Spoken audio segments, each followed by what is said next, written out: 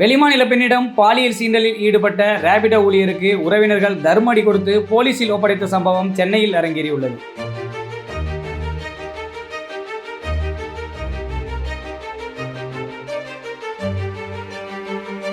திரிபுரா மாநிலத்தைச் சேர்ந்தவர் ஷகில் டசுவகதார் தம்பதியினர். இவர்கள் கடந்த 5 ஆண்டுகளாக சென்னை மதுரவாயில் கிருஷ்ணா நகர் பகுதியில் வசித்து வருகின்றனர். இந்நிலையில் டசுவகதார் பள்ளிக்கரணையில் உள்ள தனது உறவினர் வீட்டிற்கு செல்ல ரேபிடோ புக் செய்துள்ளார். அப்போது அங்கு வந்த ரேபிடோ ஊழியர் சிவகுமார் தனது இருசக்கர வாகனத்தில் டசுவகதாரை ஏற்றிக்கொண்டு பள்ளிக்கரணை சென்றுள்ளார். அங்கு சென்ற பிறகு சிறிது நேரம் காத்திருந்து மீண்டும் மதுரவாயில் அழைத்து செல்லுமாறு டசுவகதார் கூறியுள்ளார். அதனால் காத்திருந்து சிவகுமார் மீண்டும் மதுரவாயிலுக்கு அழைத்து வந்துள்ளார். மதுரவாயிலுக்கு வந்து கொண்டிருந்த போது போரூர் சுங்கச்சாவடி அருகே வாகனத்தை நிறுத்தி டசுவகதார் பாலியல் சீண்டலில் ஈடுபட்டதாக கூறப்படுகிறது.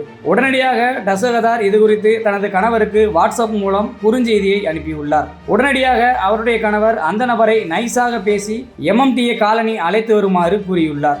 அப்போது அங்கு காத்திருந்த அவரது கணவர் மற்றும் அவரது அண்ணன் உறவினர்கள் சிவகுமாரை கடுமையாக தாக்கியுள்ளனர். அப்போது ரோந்து பணியில் ஈடுபட்ட போலீசாரிடம் சிவகுமார் ஒப்படைக்கப்பட்ட நிலையில் போலீசார் இதுகுறித்து வழக்கு பதிவு செய்து சிவகுமாரிடம் விசாரணை மேற்கொண்டு சிவகுமாரை சிறையில் அடைத்தனர்.